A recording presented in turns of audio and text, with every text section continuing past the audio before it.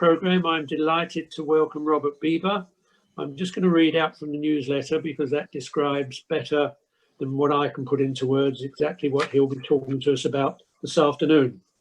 Robert is a research fellow in war studies at King's College London and will be revealing the remarkable and little known episode in World War II history, a tale of Jewish army officers who used kindness to rehabilitate their former SS enemies at Featherstone. Featherstone was a POW camp in Northumberland. So really, Robert, enough from me. Over to you for something that sounds an extremely interesting hour or so ahead of us. Thank you. Oh, thank you, Stuart. It's very nice for you to introduce me, and it's a pleasure to be with Sage. In a few minutes, I'm going to share the screen with you, but I'll just, so if you like, start off by saying, well, it's good to see it's meant so many of you in such a virtual way. I want to remind you to begin with that the story of the Second World War very often throws up some really surprising stories, yet others which are familiar to the 1945 generation came to be forgotten as the years go by. Now, as I have to do, I want to say how indebted I am to Mark Patton, Miriam Coken, Frederick Taylor and Terence Pretty for their research on German and Italian prisoners of war in Britain in 1939 to 1948. And now I'm just going to share my screen.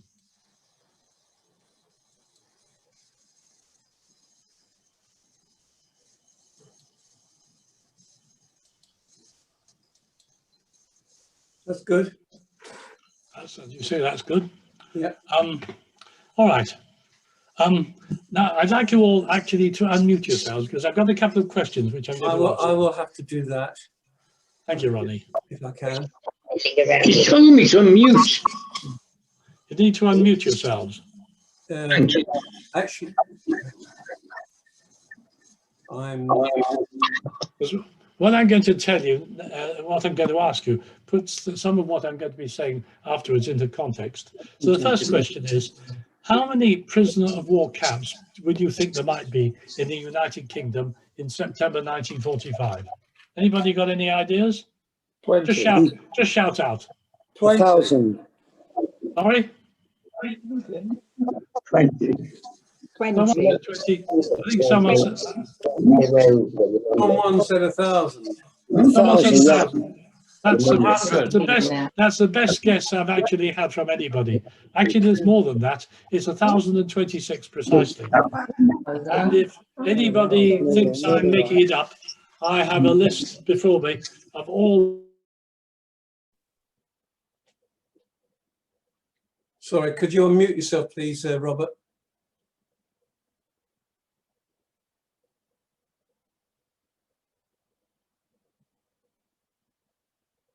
Robert, could you unmute yourself?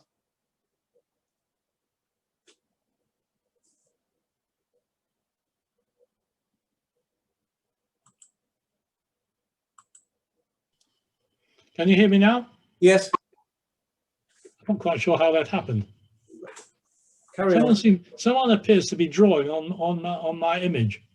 I'd love to know how you do that. Mark Henderson appears to be making marks on it. Well done, Mark. On some future time, you must tell me how you managed to do this. Anyway, now we know there are 1,026 camps. How many prisoners of war do you think there were? And at this stage, this is German, not Italian prisoners of war. Again, at the end of 1946. Everyone's muted, Robert. So. All right. Well, I will tell you. It was actually 402,600 odd. In fact, there were camps all over the United Kingdom, including enormous ones in the London area at Kempton Park, in Wormwood Scrubs, as well as others at Hyde Park Gardens, Harrow on the Hill, Enfield, in Stratford, East London, in Cockfosters, and 2 large ones in Barnet.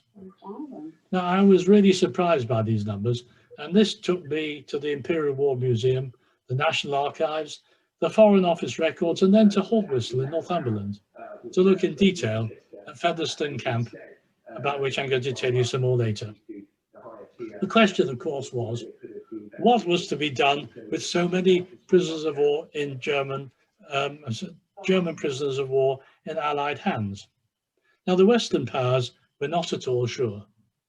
A powerful lobby in the United States wanted to return Germany to a kind of pastoral Middle Ages, with no industry whatsoever with which it could ever make weapons with which again to threaten its neighbours.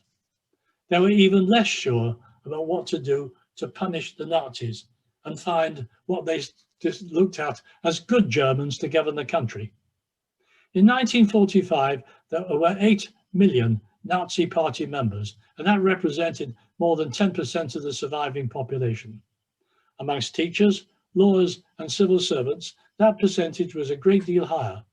And yet, without their help in the chaos that was Germany in mid-1945, basic services could never be reintroduced, let alone run. Now, denazification was a deciding factor, and it was the object of the camps. It started as an Allied initiative at the end of the war, the purpose to rid German and Austrian society, culture, press, economy, judiciary, and politics of the National Socialist ideology. It involved the removal of Nazi Party or SS members from positions of power and influence, and disbandment, or rather at least the rendering impotent, of the organizations which were associated with Nazism. The objective was to convince the German people and its erstwhile military that they had suffered total military defeat and could not escape responsibility for the inevitable suffering and chaos that they had brought on themselves. Soon, however, the Western powers began to lose interest. And that was mostly due to the emergence of the Cold War and the need to utilize the skills of the rocket scientists who had been the darlings of the Nazis. It was officially abolished in 1951. The American government thought it ineffective and counterproductive, and it was hugely unpopular and opposed by the new West German government of Chancellor Konrad Adenauer. In terms of prisoners of war in British hands, the government introduced a program of re-education to demonstrate to the POWs the evils of the Nazi regime, whilst promoting the advantages of democracy. At the outset, many POWs distrusted the program. They considered the lecturers, especially if they were obviously immigrants, as traitors, but this suspicion didn't outlast a year. Prisoners were encouraged to produce their own camp magazines, and a weekly German newspaper, Wochenpost, was published by the British government specifically for the POWs. But whilst many saw it as an Allied propaganda and treated it with disdain, in time, Wochenpost became to be accepted. And one prisoner said, "What else could we get hold of? We wanted some news at any place, from any source whatsoever."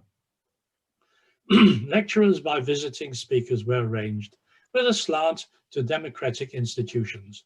They included Professor Hugh Trevor Roper, author of Beginning and End of an Ideology, and Pastor Niemöller on the question of guilt.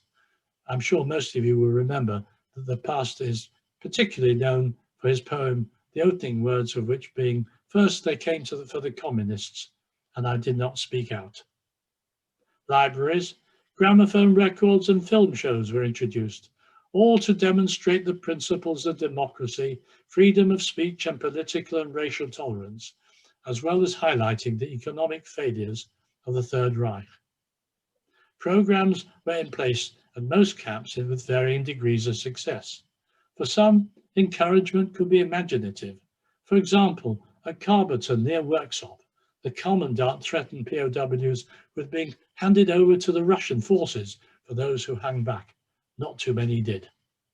Amongst the more successful camps were those at Crewe, Ancient Car, and Comrie, but by far the most successful was that at Featherstone camp in Northumberland, which happened to have 2 Jewish officers as its principal education officers.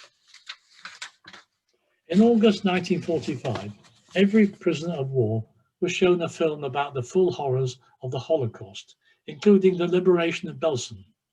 Hans Freiberger, who was a prisoner at that time in Belfast and a one-time hard-time Nazi, remembered that his colleagues didn't believe that the Holocaust had taken place, that it was all British propaganda. designed to shame the German people even more. He later described the film's effects, saying that POWs emerged moved, visibly shaking and some in tears. This forced confrontation brought many Germans face to face with the worst, most horrific excesses of the Third Reich. For many, perhaps looking back, remembering that all had happened to them and to their friends who had been killed or maimed in the name of something horrific and totally too repugnant to have been their own family values before the ascent of the Nazis. Looking back, 75 years on, it does seem remarkable how could Jews possibly make any difference to Nazis, let alone rehabilitate them or indeed wish to do so. So how this story came to light is indeed as remarkable as the story itself. A couple of years ago, one of the ladies at a day centre in Richmond Synagogue, which which my wife runs, gave me a large brown envelope containing some remarkable memorabilia, which had been produced at the end of the war at Featherstone Park, a camp which I told you about in Haltwhistle in Northumberland. Now, any of you who perhaps watched BBC television on the 11th of November might have seen a programme called Lost Films of the Second World War. This is the first time I've actually seen any examples of this particular film. But I've been researching this story for about 2 years. I'd never seen films like this. So if anybody is interested, it was on BBC 4, 11th of November, and it's called Lost Films of World War II. Anyway, this particular lady, her husband had been Captain Walter Myrtle, who had been an officer at the camp and had been given these fascinating documents by one of the inmates. What she actually produced to me, first of all, out of this brown envelope, she took a series of menus from pre-war Cunard liners. Now, this was a very fine 94-year-old old lady. I had to obviously to humour her, and I told her how interesting they were and thanked her very much. And then with a twinkle in her eye, she brought out some other documents, which I will be showing you later. These documents, which I'm going to be showing you, have now found their way to the Imperial War Museum and are going to be one of the focus points of a special exhibition, which when time is ripe, the Imperial War Museum will be talking about families and survivors of the Second World War. Anyway, this aroused my curiosity and I decided to research the story and soon discovered how many camps there were in the UK, as I told you. Now, there are a number of strands to the story. The first began in the Kaiser's army in the First World War with a Jewish officer, Hauptmann or Captain Herbert Sulzbach, who was a survivor of the Western Front where he'd served throughout the war. He was highly decorated by the Kaiser and decades later was again honoured, this time by King George VI, for his work in actively promoting reconciliation at Featherstone Park. Next, come to another British officer, Lieutenant Colonel Edward Vickers, captured during the First World War, too old for active service in the Second, and he was appointed Commandant at Featherstone Park. At the outset, when I was doing this research, I rather thought Colonel Vickers was probably Jewish, because he appears on many occasions in supporting Jewish activities, and he's on record as being very supportive in 1948, at the time of the foundation of the state. It turns out he actually wasn't Jewish. And finally, but by no means least, we're going to come to Captain Walter Merkel, the original hero of my story, who developed this remarkable rapport with the camp's Nazi prisoners. Now, a little about the camp. You can't see very much of it, but I thought I'd include this photograph just to show you if you can visualize a series of Nissen huts in this particular area. It was solely for officers and operated between 1945 and 1949. And during that time, more than 25,000 Nazi officers were interned there. It became one of the largest POW camps in Britain, with 200 huts over 4 compounds that could house up to 4,000 officers at any one time, plus an extra 600 German orderlies. The camp held a broad range of prisoners from the German army, U-boat officers and Luftwaffe pilots, as well as diplomats and bureaucrats. They were represented amongst the camp's growing population in the mid to late 1940s. Its prisoners were classified A, B, or C to indicate how likely they were seen as susceptible to denazification. They wore coloured patches, white meaning that the prisoner in question had no particular loyalty, grey that the prisoner, though an ardent Nazi, had no strong feelings either way, but a black patch signified that the wearer was a hardcore Nazi, which usually referred to Waffen-SS, paratroopers, and U-boat crews. These, the most obdurate, black Nazis as they were called, were given a C category, and Featherstone Park seems to have had more than its fair share. In 1946, of the 2,759 officers in the camp, 1,027 were Category C, convinced Nazis. The camp's prisoners had their own newspaper, which they edited, Die Zeit am Time. And so with this background, we come to look at the regime at Featherstone.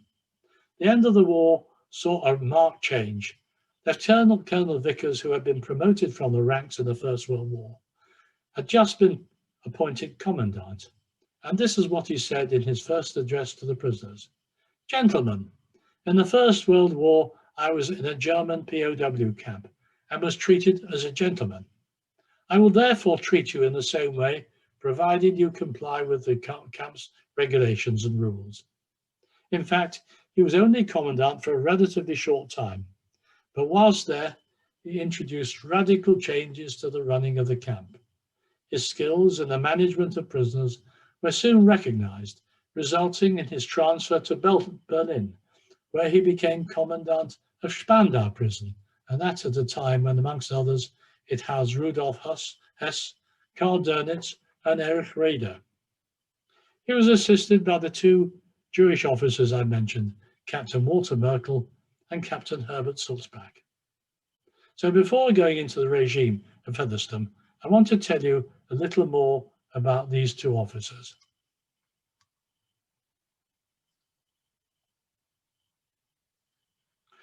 Now this is Captain Sulzbach. The left-hand side of the picture shows him wearing the Iron Cross in 1917 as an officer on the Western Front. The right-hand picture shows him as an officer in the Durham Light Infantry in 1946. As I said, he was born in Frankfurt and served with distinction in the First World War. He was promoted through the ranks in 1916 and was wounded several times and visibly affected by the death of so many of his colleagues. Amongst other German decorations, he twice won the Iron Cross First Class, as well as the Grand Cross of the Order of Merit, which is more or less the equivalent of what we would call a knight, a KC. He was a proud German who believed with absolute conviction that the Kaiser's cause was right, but equally, he was a proud Jew who never hid his background. He describes his experiences with the German guns, where he talked about his revulsions at the moral weakness of the foam front, the profiteers, and he exulted in the unbroken, pure Prussian military tradition. He emphasized the myth of the stab in the back by the military, by the civilian population, and in so doing, he more or less prophesied the rise of Nazi ideology. Despite his glittering military career, Sulzbach's Jewish antecedents counted for nothing, and the rise of virulent anti-Semitism left him no option but to flee to England in 1937. He describes, when pointing out his own career in the First World War, he was sneered at, being told he'd either stolen his medals, or if not having stolen them, he bought them on the black market. Anyway, in 1945, he was commissioned for the second time, this time by King George VI. 3 years later, being awarded the OBE and subsequently the European Cross of Peace for his work in promoting reconciliation between the two nations. Now, I thought you might like to have a look at his medals. The top left-hand one, this is the Iron Cross First Class. The next one is the Grand Cross of the Order of Merit. As I say, this is a fairly rare decoration. Here we have his OBE and the European Cross of Merit. Now, from my researches, I've discovered, as far as I know, he's the only British officer to have been authorized by the War Office at that time at ceremonial occasions to wear his Iron Cross alongside his OBE. Now I'm going to come on to Captain Walter Merkel. Now I want you particularly to look at this photograph and to note his moustache, and the reason will become evident later. He's actually very much the unsung hero of this story, as without his widows telling me about it, he would probably have, the story probably would have remained hidden forever. Although he hardly features in the official records, it's his relations with the prisoners of war and what he was able to achieve that shines through. Although he didn't speak German, he helped create an astonishing rapport with those he was guarding, as I'm going to show you. Now, Walter was rather a mundane background. He and his twin were the fourth and fifth of 6 children and left school at the age of 16. They were both bright, but with little formal education, and young Walter and Wilfred were classic young rascals. Their mother was widowed at a very young age, and the family escaped the Depression on Tyneside for London, where the twins joined the Durham Light Infantry in the Territorial Army. Walter happened to be hospitalized when his regiment was sent to Burma in 1941, from which not one of those embarked returned alive. And this was how he found himself guarding a German POW camp in Northumberland. Now, this remarkable group of officers seems to have been allowed a surprising degree of latitude. Their way of running the camp was in marked contrast to the rather forbidding regime practiced elsewhere. Many prisoners were bored, depressed, or truculent, and often unwilling to turn out for morning roll call. Featherstone had a prisoner's library with more than 5,000 books. It had classes arranged in a range of cultural subjects, with the best educated amongst the prisoners being co-opted to help teach. It had a classical music group, a band, 2 playhouses, a marionette theatre, and a stage for light entertainment. Productions included Hamlet and Pygmalion. Now, just before Christmas in 1946, Colonel Vickers ordered the removal of the watchtowers and of the barbed wire. Now, the commandant, who also was to be decorated with the OBE for his reconciliation work, gave orders that the prisoners were to be paroled and were free to walk within 5 miles of the camp, so long as they were back for lights out. They were permitted to visit private homes, attend churches, and accept small gifts such as chocolate and cigarettes. They could use public transport, visit pubs, and play football against British teams. Now, all this isn't actually quite as extraordinary as it sounds, because although the prisoners could do as I've described, the camp itself was an extremely isolated, very remote, and very sparse and Spartan area.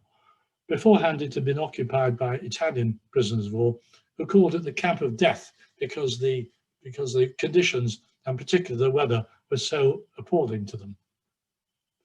Now, 1947, when repatriation of those suitable for release from Featherstone began in earnest, it was evident to the authorities that rehabilitation had borne fruit, and that most prisoners had successfully moved from the black to the grey category to white. Repatriated officers formed their own Comrades Association. It was called Arbeitskriegs Featherstone Park, It served as a memory platform for the returnees who had participated in the camp's re-education programs. The aim was to build on the experiences of the past, to work towards Anglo-British friendship and international reconciliation. I found in the records of AJR, the Association of Jewish Refugees, a shining example of the enlightened attitude many British officers had towards their captives. A German prisoner left an account of the behaviour of a British army captain and a Jewish refugee when an SS officer shouted "Jew lout" at him, as German officer prisoners were being counted.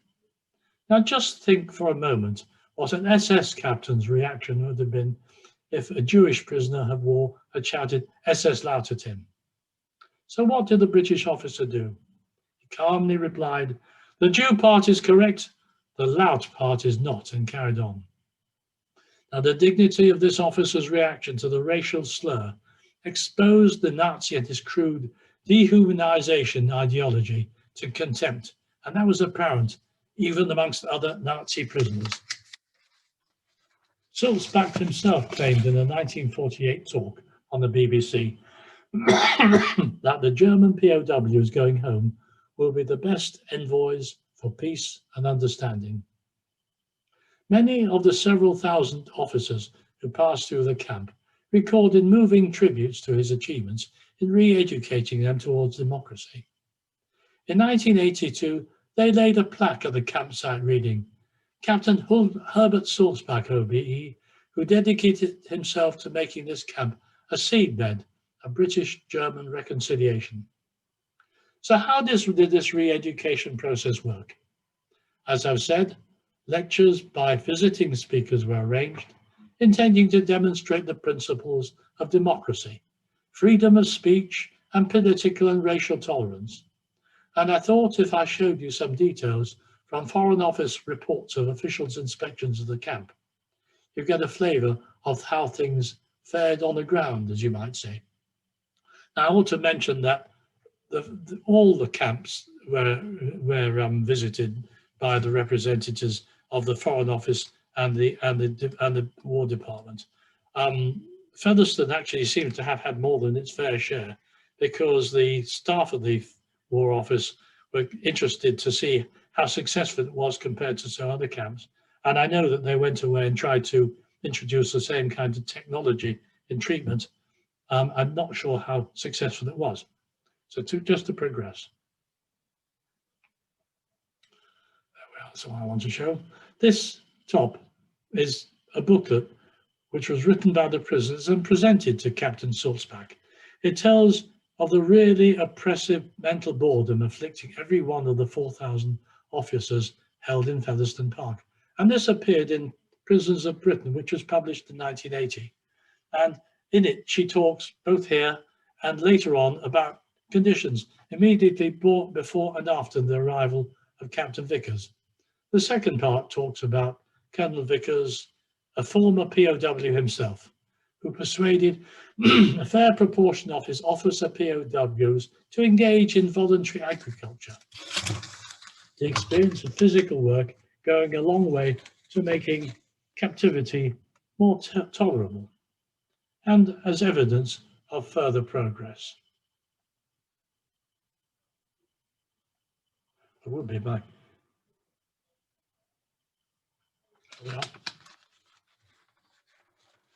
Look at this one. It talks about the old Nazi ideology is completely discredited in this camp. Extreme racialism has disappeared, and its milder form, it can't be described or considered purely a German or Nazi obsession. And again, Captain Vickers has made the camp a model for fair treatment and education. The camp is fortunate in having Captain Sulzbach with a sound judgment on who is and who is not pro-British and pro-democratic. Morale is high. However, not all reports were quite so positive. In numerous reports, it appears that Mr. Schlepgerill was not a success, except with a Nazi element. seems they took a contrary view, and his discomfiture being evidence of his own failure. It appears that he was influenced by conversations with Bethman Hollweg. Now, those of you who know much about the history of the First World War may remember that in the outbreak of war in 1914, the Chancellor of Germany was Chancellor Bethman Hollweg. So it appears that this particular Bethman Hollweg, who I believe to be his son, was anxious to return to favour at absolutely anybody's expense. And the lecturer seems to have shown or created a sense of schadenfreude over the present conditions in Germany, and that to the delight of the Nazis and the discomfiture of the democratic group. Now, let me tell you, at this particular time, think about the rations which were available. Those which the POWs received were actually the same as British civilians. They were actually more than British servicemen. So I think that'll give you a clue as to why the extreme elements in the camps felt superior.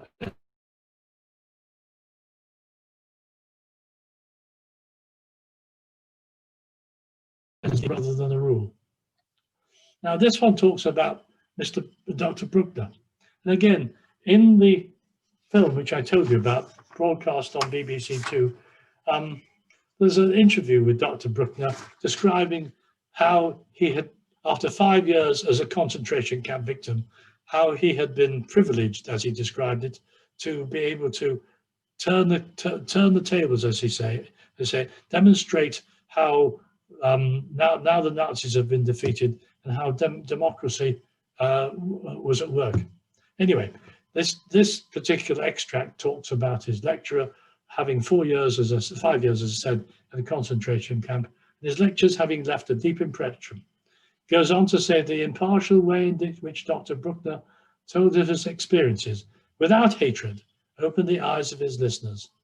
They had been able to believe in all that had been told about the concentration camps, and they were now convinced of the truth of what they had heard. And perhaps the last excerpt talks about there being an unparalleled degree of self-government and the enlightened and imaginative enlightened guidance of the commandant. Now I'm going to show you next an extract from a letter from Kurt Schilling. Now, when I deliver this in person, I normally hand round a copy of this particular letter.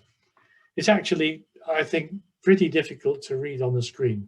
So I thought I'd probably tell you, read one or two extracts from you. Kurt Schilling was actually a former Nazi officer, and he'd been released and returned to Germany. And after his repatriation in 1946, he wrote to Captain Merkel, and I think what he says puts into perspective the success of the camp. He talks about not being able, it says, I can't but thank you for your kindness and humane understanding of the mentality of prisoners of war. He goes on to say, there's a tendency in Europe to regard the British as hypercritical and self-righteous, but I think that the lot of German POWs in England have formed their own opinion and that they got the impression of not having been informed before they came to your country with prejudices. He finally says, I hate those people whose campaign is pity the poor German, as was done after the First World War. We have lost the war and must bear the consequences. And now I'm going to show you a photograph.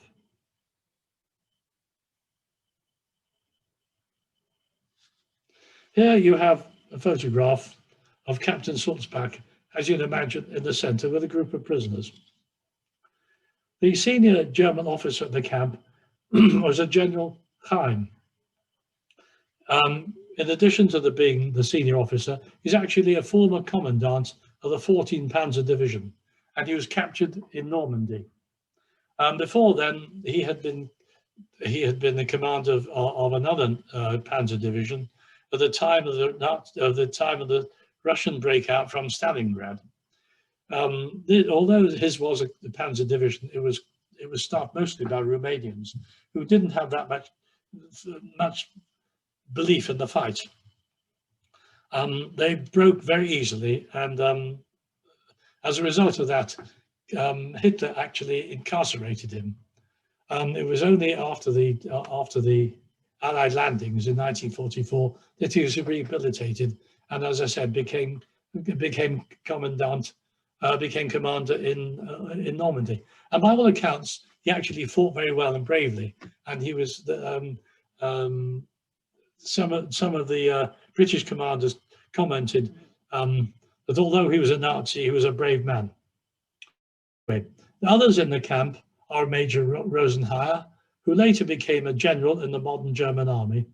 It also shows U-boat Lieutenant Herbert Schmidt, later to become editor-in-chief of Associated Press in Frankfurt. I'm just going to go back to this one. This I've showed you before, but it also goes on to say that the War Office report is particularly notable, pointing out that General Heim is obviously convinced of the folly of militarism as well as National Socialism, and worked to bring home to his fellow prisoners who have not already grasped it.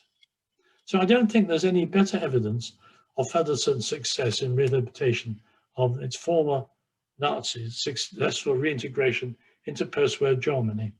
Now, a friend interested in my research, here we have him. Aged early 70s, a marathon runner, very fit, sadly died of COVID in April. Anyway, knowing my interest in the camp and showing some of my interest in military history, he visited Holtworth's library to look through the surviving artifacts of the camp in an exhibition in 2007. And these are two of the photographs of the camp which he took me. And this is the Remora plaque I told you about. It reads, "Here was the entrance to POW Camp 18, where thousands of German prisoners were held in the years 1945 to 1948. The interpreter since January 1946 was Captain Herbert Sulzbach, OBE, who dedicated himself to making this camp a seedbed of British-German reconciliation. Our two nations owe him heartfelt thanks, the friends and members of the Featherston Camp Park Association, the former inmates of Camp 18, 1982.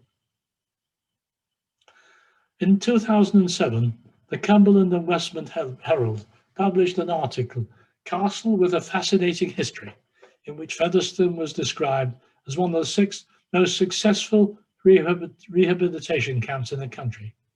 It became known as the Camp of Confidence and also the University of the Tyne, and that, as I said, over 25,000 Germans over the years were housed at Featherston.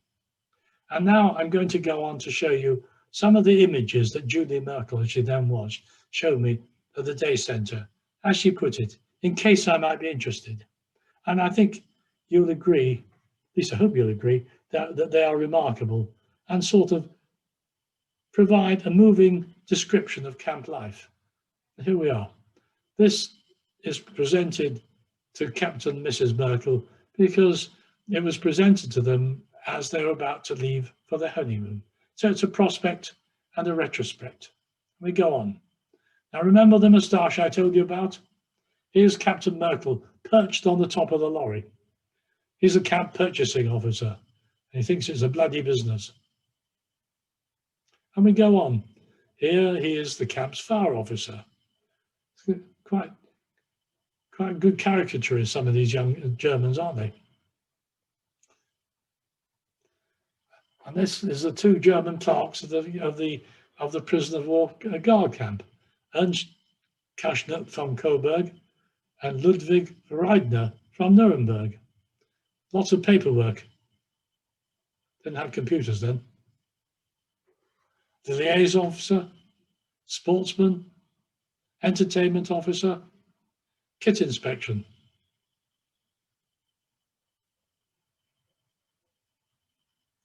Then I'm going to show you, this is the final page of the book. This is actually quite moving for me because as you can see, they're off on the honeymoon. You'll note the stork in the background, in the foreground. And for me, this is actually quite moving because I happen to be in Switzerland at this particular time. I was born in an air raid shelter during the Battle of Britain in 1940. I was bombed out twice, and I spent nearly a year in hospital recovering. I subsequently developed TB. I wound up in Switzerland recovering from TB at exactly the same time as the Merkels were enjoying their honeymoon in Switzerland. So here we are, wishing you both happiness, good luck, and the best in your married life and for the future. This is the camp. This is the camp castle itself. To Captain Merkel, many happy returns on your marriage. The staff of the German prisoners for the building of a church in the British lines. They built a church in the local village. In the name of the craftsmen officers, remember they were trained for supporting them in their professional training. The day of your leaving, with best wishes for your future, the German staff of your camp. There is General Heim, top left-hand corner. I think as we come to an end, the letter which I'm going to show you from General Heim sums up the success of Featherstone in finding ways to reconcile enemies, representatives of those who created the most unspeakable of crimes. It reads, Dear Captain Myrtle, on your leaving Featherstone Park camp, I take the opportunity to thank you for all you have done for the German prisoners of war since you have been here. I'm sure we all fully appreciate your part in converting this camp into the freedom camp which it is today. We're all very sorry we are leaving and wish you the very best in your future life in Civvy Street. So that brings my talk to an end.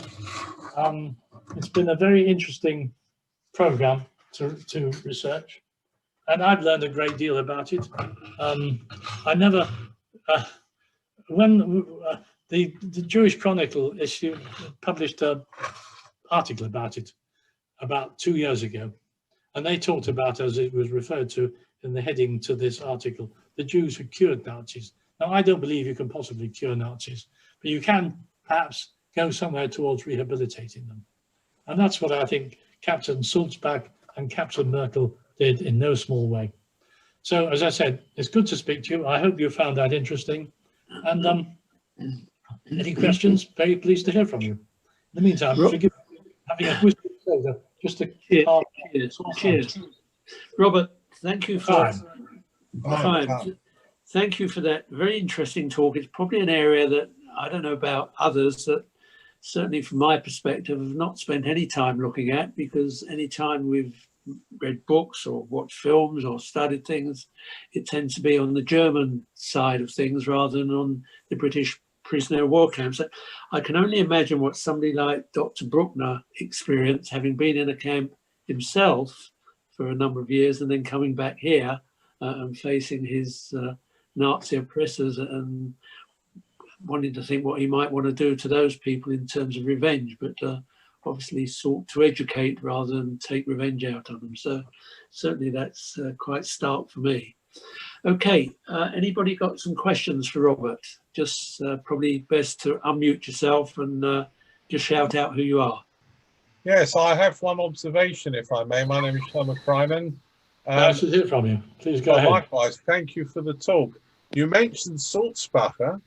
Now, Sulzbacher had a son called Max, who I knew. Max Sulzbacher was an accountant in Golders Green, but he also had a sort of a weekend home in Brighton.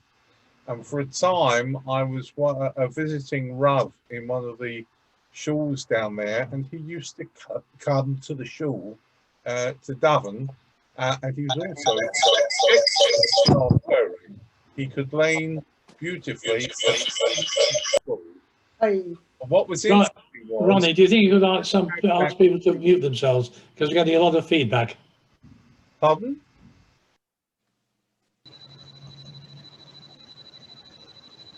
Hold on. is London, calling the world.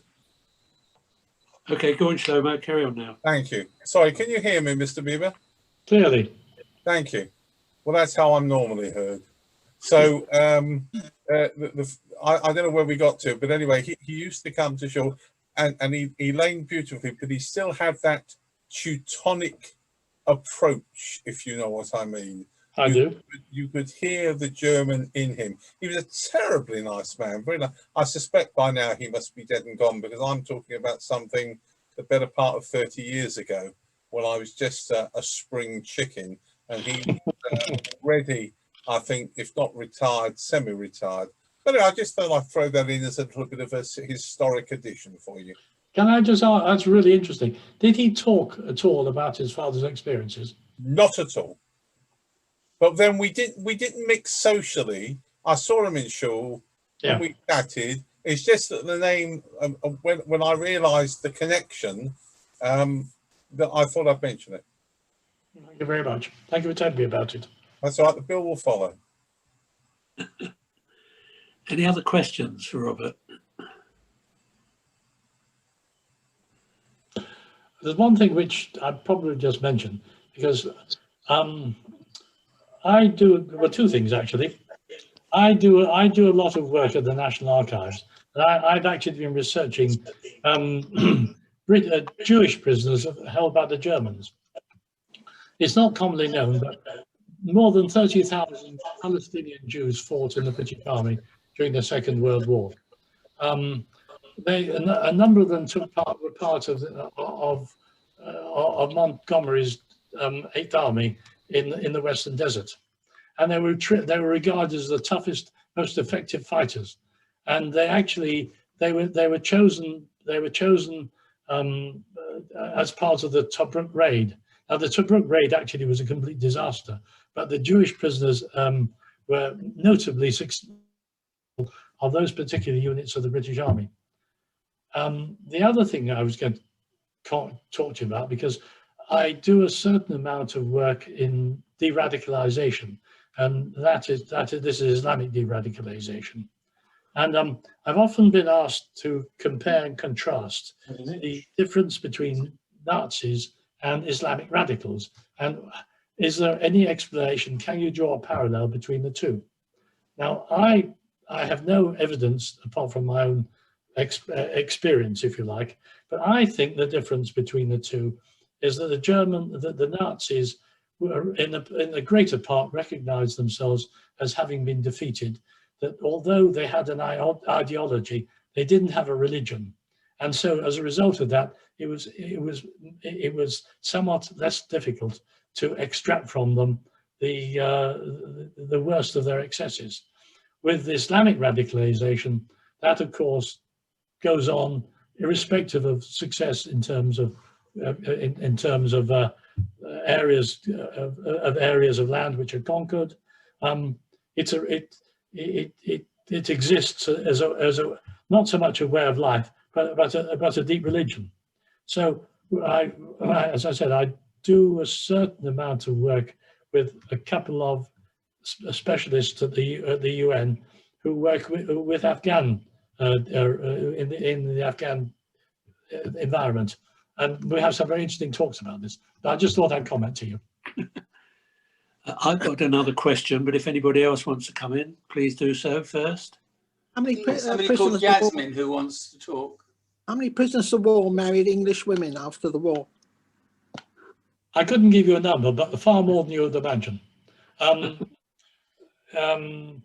Certainly, if you start with the Italian prisoners of war, I have family up in Newcastle, and they tell me that all the Italian restaurants are run by the families of POWs.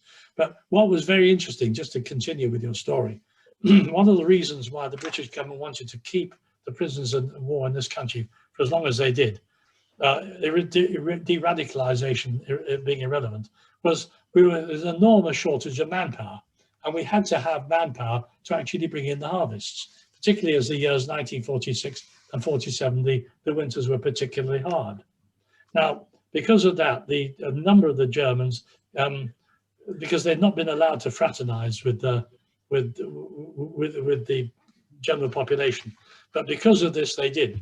And you find that as a result of that, you do find in a certain number of farming communities more and more German names. And I think these are evidence of those who actually married into the community. Now, as I said, I come from the north. I used to support Manchester City. Manchester City had a goalkeeper called Bert Troutman. Of course, some of you may remember him. He was a brilliant goalkeeper, and of course, he was an ex-POW. Stuart, there's a Jasmine Bandel who'd like to put a question. Go on, Jasmine. Unmute yourself. Okay, you're on. Hi, Jasmine. Unmute yourself, Jasmine. No, you're not. You're not Yes. unmuted. Now you're Okay. unmuted. Hi. Can Carry you on. hear me now? Yes, loud and clear. I've listened to your talk, Mr. Bieber, in utter astonishment. I'm almost speechless, which is unusual for me. But I cannot believe that this country had that amount of German, Nazi, whatever prisoners. Did they capture them abroad and bring them back? I mean, they didn't all drop out of the skies. I mean, why would they have brought that many back to England with those hundreds and hundreds of camps, thousands of camps? Nobody seemed, well, I have never heard about them. And I don't know any of my circle of friends, many of whom were Holocaust survivors who came here after the war. Nobody seems to have heard about it. Was it a policy of the British government to keep it very, very quiet? And I take my hat off to anybody who was involved in that program, because I just can't believe that particularly Jewish people would have wanted to be involved. But I'm just amazed, just amazed. Well, you've asked me a series of questions now. Let's start at the beginning. How come they were captured? Remember, in 1944, the only bit of continental Europe which had been recaptured by the British was Normandy. We captured something like 200,000 German troops at Normandy. There's nowhere to take them to, apart from across the Channel. So they were the first cohort. So much of the rest of the after the breakout from Normandy, it was a war of attrition, and large numbers of prisoners were taken, but they weren't taken as a result of recapturing large chunks of land. So there really was very little area to bring them to. And if I tell you, there were 402,000 odd POWs in this country. There were more than 200,000 which also come to this country, who were shipped off to Canada, to Australia, and to other parts, to the USA, and to other parts. So you're probably looking at getting on for 600,000 to 700,000 prisoners. How was it? Well, I opened my comment, if you remember, by saying that the story of the Second World War, how do I put it? Sometimes throws up some surprising stories, but familiar to the 1945 generation, but forgotten by now. My father served in the RAF. He knew about the number of camps there were in this country. We had 2 or 3 near us in Southport. I'm not saying he knew about the 1,026, but he did know about them. But equally so, people didn't talk about these things at this particular time. It's the same like the story of the Holocaust. We never really heard about it in any detail until 20 years after the war, when principally because people were looking forward rather than looking back. The story of the prisoners of war in this country was simply a kind of epilogue of the war. It wasn't something which people necessarily wanted to consider. And as I say, it's something that got forgotten. And by some remarkable circumstances, I managed to resurrect it. But I'm very grateful for you for the question, because I think it's a question most people actually feel, but you enunciated it very clearly and very well. So thank you. Can I just... Sorry. It's Stanley. Yeah. Do you know how many German prisoners actually escaped and made it back to Germany? There were a few, but very, very, very few. Handful. I'm quite sure. Clearly, the majority of prisoners were caught after the D-Day landings.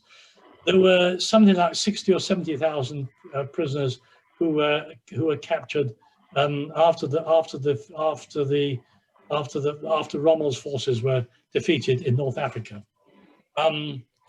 When they were brought here, and they were taken abroad. Some of them were actually in ships which were torpedoed by their own fellow countrymen, so they didn't survive. Books which I've got talk about literally handfuls of those who escaped, but those who did escape tend not to go back to Germany, but go to Southern Ireland, who were very, very sympathetic to Germany. You may remember that De Valera did everything he could, apart from actually go to war with us. Got Howard's iPhone there. Can you speak, sir? Crossick, Mr. Crossick? Yeah, hi. Hello, I'm fairly new to Sage, and a very interesting talk. But what you have done is stimulated my memory, because as a child, and it must have been 1946 or 47, I was sent off for a month to a holiday school called Beaconsfield. Yeah. And much to the horror, when I arrived, we found that a lot of men were looking after the stables and generally keeping up, had these shirts with POW on their back. In fact, they were German prisoners of war. And within a month of being there, we found they were, on the whole, pretty nice guys to be amongst. But thank you for stimulating my old memory. Oh, welcome to Sage. What's your first name, Mr. Crossick? Paul. I don't know why it comes up as Crossick. I prefer to be called Paul. Well, you can if you go up to this little there's a sort of option at the top right hand side of your screen. You can rename yourself. I'll try that sometime. Well, welcome, as long as I remember it. But thank you very much for the talk. It was very interesting. Welcome to Sage, Paul. Thank you. Just as a corollary to what you were just saying, you have to remember that by 1945, the sort of hardcore Nazis who had been around in 1939, 40, 41, and 42 had been wiped out or invalided out. The large numbers of the rank and file of the Wehrmacht who were captured were probably young men, 18, 19, 20-year-olds, who probably didn't have that much belief in the fight. Their fathers would have been very different. So they're a slightly different commodity to the kind of prisoners who might have been captured in the very early years of the war. And there were a few U-boats, for example, or Luftwaffe pilots who were shot down. But they're a different commodity. There's a lady who wants to speak. There's a Margaret as well. It doesn't look like Margaret. As well. Chapper. I'm Mr. Margaret. Okay. Come on, Cyril. Let's hear from you. I have two recollections of prisoners of war. The first one is German prisoners of war building Olympic Way in Wembley in readiness for the Olympic Games. I think it was 1948. It was, but, yeah. Is that right? Yes. Absolutely. The work was in about 1947 up until 1948. And then I suppose the prisoners of war were repatriated after that. Okay. But they built Olympic Way. That was labour that was available from the prisoners of war. And the second recollection is Italian prisoners of war who were interned in Wormwood Scrubs. They were released on parole after 1943 when Italy changed sides, and they used to use their leisure time and relaxation time where I lived in Harleston, and they were very popular with the girls in Harleston because all the men were away in the war, And these very attractive Italians were okay guys.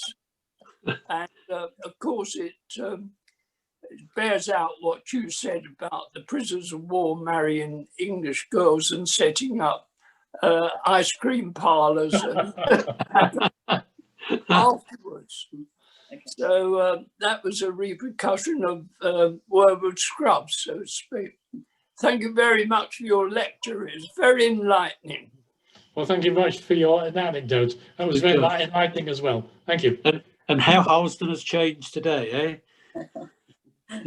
Certain subtle differences. Can I ask one? So if anybody else, go on. Yes, please. Can I say something? Yes, please do. Yeah. I note that there was. Let me just put out the volume. I can't hear you very well. Oh. Go on, far away. It's not your fault, it's mine. Okay, can you hear me now? Go on, Liz, carry on. I note that there was a real attempt to change the mindset of the prisoners of war. And I wonder what psychological or social, was there any social workers involved, any psychologists? Because it's that people who've been brought up to believe that Jews are bad, and that is, even though that you say a lot of them were young, they were still brought up with this ideology. And I wonder how they managed to change their mindset without that help. Well, listen, I think what you say is a perfectly valid point. There were some psychologists, but equally so, the numbers were so many, and they had to repatriate them in such short time that it was a bit rough and ready. And equally so, there can't be any question about it, but that some of them simply appeared to accept what they were told without necessarily believing it. But all we do know is that at least from Featherstone, because of the records that the War Department kept, I'm sorry, the Foreign Office kept, that they had been pretty successful. There would unquestionably those who slipped through.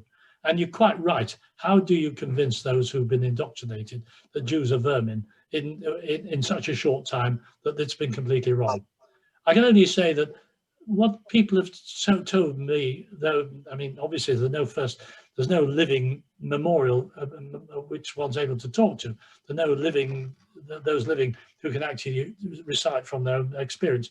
But the records are that those who had previously been prisoners of the Germans, who had been in concentration camps, who had come over, like Dr. Bruegel, had a huge impact on them because they had a sort of preconception of what Jews were like. And by this time, they had come to believe that the story of the Holocaust was true and wasn't a fabrication by the British just to make the Germans feel worse. So on a certain scale, the contact with Germans who had come out the other side, if you like, and survived as Jews, did have a pretty profound effect. And I think also the Germany of Konrad Adenauer, they were working very hard to demonstrate that what had happened was an aberration, and that Germany had a future and had a future to include Jews. But what you say is absolutely true. It was a very rough and ready process, and I'm talking from the concept of Featherstone. I know that other camps tried it without a huge amount of success, and there's no question about it that lots of Nazis will have gone back to Germany, were little affected by the denazification process. Had it gone on for another 5 years and been properly funded, might have been a different story. But thank you, very good question. I'm very grateful to you. Okay, any more? Otherwise, we'll let Robert go. Robert, just quickly from my point of view, I wanted to ask you about the Imperial War Museum exhibition you talked about, about survivors of camps. I know the Imperial War Museum has recorded over the last few years many stories from survivors of camps who are no longer with us. Is the intention sort of to bring that to life in terms of being able to listen to those stories sometime in the near future? Yes, it is. The problem with the Imperial War Museum, like with many others, and long before COVID, is they're constrained by two things. One is space, and the other is money. It's on a kind of wish list. I think hopefully sooner or later it will happen. Good. Okay, one more question for Robert. Well, any I ask something, okay. Rita. Go on, Rita. Can you unmute yourself, Rita? You're on mute still, Rita. Yeah, I've got it. Okay. Okay, you're on. I just wanted to say I'm a daughter of, well, he was a survivor after the war. And the Imperial War Museum have asked me, actually it's supposed to have happened in November, now this month gone, to have an interview on the second generation. And they did also ask my son to do one on the third generation. We're going to do, hopefully when COVID is over or we get a vaccine or whatever. So they are working. Their intentions are that they want to do the pre-war, the war, and the people after the war, myself, second generation, and then the third generation. And I think that's the intention of doing now. So I think that's a very good, Indeed. I think it'll be all part of the story. Yeah, we're all part of the story, yes. Okay, we will look forward to that.